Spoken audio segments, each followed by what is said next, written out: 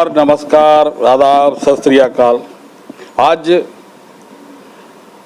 माननीय विधायक सुरेश बैठा जी कांके, इनके आवास पर आया था। आज बहुत सारे प्रश्न दागे हमारे विजय दत्त पिंटू जी, और बहुत सारा सवाल का जवाब भी दिए। खास करके बिहार में जिस तरह से राजद जेएमएम को सीट नहीं दिया, जिस तरह से वो सब पर दिए, और ख़ास करके यहाँ के पुलिस प्रशासन के ऊपर भी इन्होंने क्वेश्चन किया है। बहुत अच्छा अपने तरीके से जवाब दिए। ऐसे भी सुरेश बैठा जी, होता है कुछ प्रॉब्लम तो देखते हैं कि हम लोग भी देखते आए हैं कि जो भी किसी को के साथ कुछ भी होता है तो ये तुरंत पहुँचते हैं, क्योंकि ये पहली बार यहाँ से जीते हैं और चाहते हैं कि भाई आगे तक भी रहे हम। और ख़ास करके इन्होंने जेएमएम के ऊपर में मतलब ये पक्ष में है कि जेएमएम जो गुस्सा हुई है उसके पक्ष में है कि लाजमी है ये गुस्सा होना है, क्योंकि राजद गलत किया है। हेमंत सोरेन जी नाराज चल रहे हैं और इस नाराजगी की वजह से हो गया है कुछ ऐसा कि जो मुख्य विपक्षी पार्टी है झारखंड सरकार की, वो लोगों का मन में लड्डू फूटने लगा है कि हो सकता है ये गठबंधन टूट जाएगा, क्योंकि उन्होंने कहा कि अब गठबंधन पे विचार करेंगे। तो अगर हेमंत सोरेन जी नाराज होते हैं और अगर कहीं जो कि अफवाह उड़ाए जा रहे हैं बहुत सारे स्रोतों से कि भाजपा से गठबंधन कर जाएंगे, तो फिर सारा का सारा जो महागठबंधन उसकी गांठें खुल जाएंगी। इसको कैसे नियंत्रित करेगा कांग्रेस पार्टी?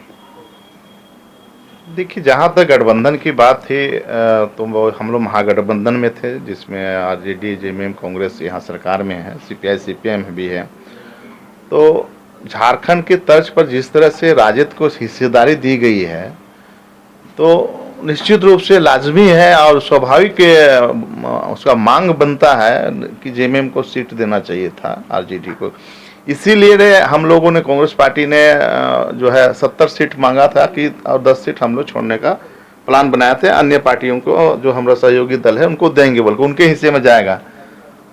लेकिन सौभाग्य बोलिए, दुर्भाग्य बोलिए कि जेएमएम को सीट नहीं दी गई। 1 से 2 सीट या 3 सीट भी दे दी थी तो गठबंधन धर्म का पालन होता। ये उनके साथ अन्याय हुआ है। जो सच्चाई है, जो हम बोलते हैं, जो क्लियर करते, देना चाहिए था। अब रहा कि भारतीय जनता पार्टी ये सोच के चल रही है कि हमारे साथ मिल के सरकार बनाएगी, तो वो हसीन सपने का जो है ना कहावत, वो सपना देखते रहे। ये गठबंधन अटूट है, टूटेगा नहीं। कांग्रेस और जेएमएम का गठबंधन यहाँ अटूट रहेगा। आने वाला 15-20 साल जेएमएम कांग्रेस का ही गठबंधन रहेगा। रहा कि आरजेडी को कितना आने वाले समय में जेएमएम कितना तरजीह झारखंड में देगा, तो झारखंड मुक्ति मोर्चा इसके लिए स्वतंत्र है। आरजेडी के साथ वो गठबंधन में रहे नहीं रखे, ये उनकी अपने अधिकार क्षेत्र में आता है। लेकिन हम लोगों का गठबंधन जो है, झारखंड मुक्ति मोर्चा और कांग्रेस का झारखंड में रहेगा। हम अगर चाहेंगे, हम अपने हिस्से का सीट अगर हम ले लेंगे, तो आरजेडी चाहेगा तो आने वाला समय आरजेडी को हमारे हिस्से में से दिए जाएंगे। ये फॉर्मूला रहता है गठबंधन का। लेकिन अभी जो तत्काल में जो सरकार में मंत्री पद दिया गया है, तो गठबंधन धर्म निभाने का काम किया गया है। चुनाव में, बिहार चुनाव में आरजेडी को ये सीट देना चाहिए था। आप बिहार विधानसभा चुनाव के सिलसिले में बिहार गए होंगे, तो वहाँ पर जो ज़मीनी समीकरण आपने वहाँ देखा होगा, तो क्या लग रहा, क्या वहाँ सत्ता परिवर्तन होगी या फिर कांटे की टक्कर है? देखिए, निश्चित रूप से जिस तरह से माहौल हम लोगों ने देखा, एक बार नहीं 3-4 बार हम बिहार दौरे पे गए हैं, और विशेषकर वोट चोर गद्दी छोड़ के कार्यक्रमों में, वहाँ का रुझान, जनता अगर कांग्रेस से या आरजेडी से नाखुश होते तो लोग सड़कों पे उतनी कड़कड़ी धूप में लोग नहीं निकलते। लोग अपने से लोग निकला है। तो लोगों की जनसंख्या और संख्या को देखकर हम लोग अवलोकन करते हैं, और लोग, राजनीतिक विशेषज्ञ भी इस चीज़ को देखता है कि मोराबादी के मैदान में कितनी संख्या में भीड़ आई, उसी से लोग आंकलन करता है कि सत्ता लहर किधर चल रही है। तो जहाँ भी आप जा रहे हैं, तो महागठबंधन का रैलियाँ में लोग उमड़ पड़ रहे हैं, लोग जन समर्थन दे रहे हैं। इसे स्वाभाविक रूप से देखा जा सकता है कि आने वाला समय जो रिजल्ट मिलेगा बिहार विधानसभा का, तो महागठबंधन के पक्ष जैसे में आप जाएगा। वहाँ पे थे उसी बीच में एक घटना घटी थी कि नीतीश कुमार जी मन से कहते हैं कि दोनों हाथ उठा के नारे लगाइए और लोग नारे लगाने लगते हैं वोट चोर गद्दी छोड़। थोड़ा असहज हो गए थे मुख्यमंत्री वहाँ पे। तो क्या ये जो लोगों का जो एक इस वोट चोर गद्दी छोड़ नारे के साथ जुड़ाव दिखा वो वोट में कन्वर्ट होगा लगता है? निश्चित रूप से चोर जब तक चोरी करता है तब तक वो चोर नहीं कहलाता है, लेकिन चोरी करते पकड़ा जाता है तब उस पर एलिगेशन लगता है और उसी धारा के तहत उसको जो है सजा दी जाती है।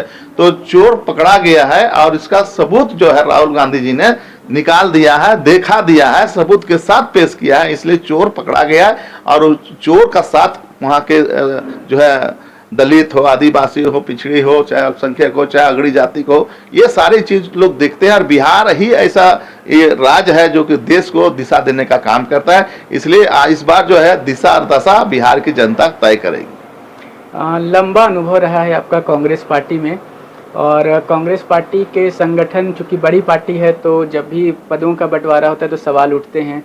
इस बार भी जब जिलाध्यक्षों की घोषणा हुई तो हर जिले से विरोध के स्वर उठे, चाहे वो लातेहार हो या रामगढ़ हो या फिर कोई अन्य जिला हो। लगभग सभी जिले में जो नए जिलाध्यक्ष बने या पुराने भी रिपीट हुए तो विरोध का एक स्वर देखने को मिला। एक बात जो कॉमन रूप से सुनी गई वो रहा कि जो लोग बाहर से आए हुए पर्यवेक्षकों के इर्द गिर्द ज़्यादा दिखे उन्हें ही पद मिल गया, जो लोग कांग्रेस पार्टी में कार्यकर्ताओं को ज़्यादा जोड़े हैं उन्हें पद नहीं मिल पाया। खास करके समाज के एक विशेष वर्ग ने सबसे ज़्यादा आवाज़ उठाई कि हम लोग सबसे ज़्यादा कांग्रेस पार्टी के लिए रात दिन खटते हैं, मगर हमें पद देने की जब बारी आती है तो नहीं मिलता। क्या कहेंगे इस पर? देखिए, प्रतिस्पर्धा हर चीज़ों में होनी चाहिए और हमारी पार्टी की खूबसूरती है और ईमानदारियत है, इसीलिए इस पार्टी में लोग प्रतिस्पर्धा में शामिल होते हैं और लोगों को लगता है कि हमें मिलना चाहिए पद, हमें मिलना चाहिए।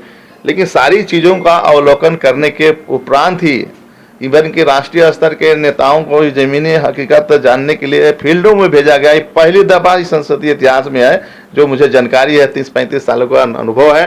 पहले लोग नॉमिनेट होके आते थे, इस बार जो है सिलेक्शन किया गया है, पंचायतों में जाके, प्रखंडों में जाके एक सप्ताह कैंप करके कौन नेता, कौन कार्यकर्ता कितना मजबूत है, हकीकत में उस जनता के साथ जुड़ा हुआ है कि नहीं है, एक दूसरे के दुख सुख में शामिल होता है कि नहीं है, तो सारी चीज़ों को देखा गया। सामाजिक रूप से लोगों से पूछा गया कि सामाजिक कार्यक्रम होते हैं उसमें शामिल होता है कि नहीं होता है। ये सारी चीज़ों को देखने के बाद ही कोई रिजल्ट बनता है और उसी आधार पर रिपोर्ट की गई थी। और पहली दफ़ा आप कहिएगा तो एससी को 3 जिला अध्यक्ष बनाया गया है और आपको बता दे रहे हैं ओबीसी सबसे ज़्यादा 10 जिला अध्यक्ष बनाए गए हैं। आप एसटी में 7 जिला अध्यक्ष बनाए गए हैं, माइनॉरिटी में 3 जिला अध्यक्ष बनाए गए हैं, उसमें से एक सरदार भी है, और जनरल में 4 जिला अध्यक्ष बनाया गया।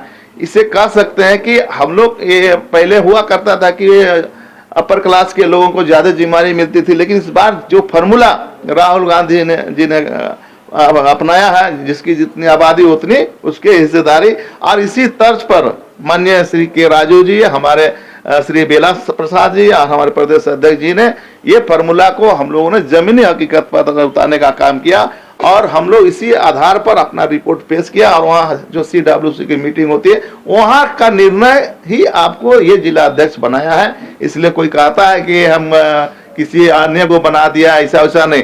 जमीनी हकीकत 3 महीना का ये समय दिया गया है, 3 महीना के अंदर जो प्रोग्रेस रहेगा, जो अच्छा काम करेगा, उसका फिर से उसको जो है आगे जिला अध्यक्ष पर बरकरार रखा जाएगा। अदरवाइज जो जिला अध्यक्ष 3 महीना के अंदर में अपना परफॉर्मेंस अच्छा नहीं करेगा तो उसको भी हटा दिया जाएगा।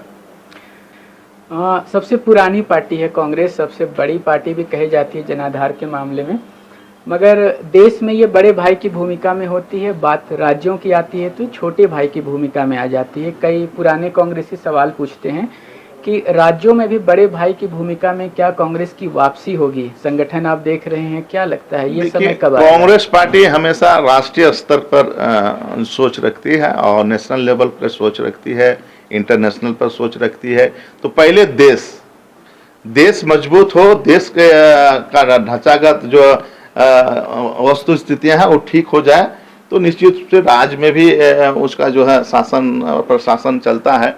लेकिन हाल के दिनों में आपको हम कह सकते हैं 90 के दशक के बाद रीजनल पार्टी का उदय हुआ और लगातार उत्तर प्रदेश हो, बिहार हो, तमिलनाडु हो, चाहे आंध्रा हो, चाहे कर्नाटक हो, चाहे उड़ीसा हो, चाहे बंगाल हो, ये जो महत्वपूर्ण, चाहे महाराष्ट्र है, ये महत्वपूर्ण जो बड़े स्टेट रहे हैं, उन स्टेटों में क्षेत्रीय दलों का प्रभाव रहा है और क्षेत्रीय दल का प्रभाव के कारण से वोट का भी केंद्रीकरण हो गया।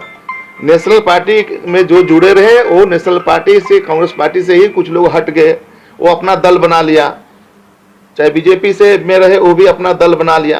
तो इस हिसाब से वोट का जो समीकरण बदल गया। तो लगातार इस तरह का सिलसिला अभी चलता रहा है। इसीलिए जो महागठबंधन का मतलब यूपीए और एनडीए इसीलिए बनाया गया मनमोहन सिंह के टाइम में, यूपीए 1, यूपीए 2 और एनडीए का भी जो चल रहा है। तो सरकार बनाने में असुविधा हो रही थी।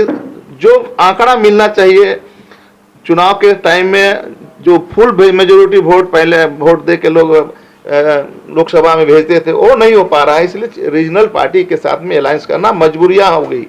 इसलिए राज्य में जिस पार्टी की सीटें ज़्यादा होती है वो अपनी भूमिका निभाते हैं। जैसे यहाँ हमारा जिसमें बड़ा भाई की भूमिका है, उनकी सीट ज़्यादा है, हमारी सीट कम है, तब छोटे भाई हो गए।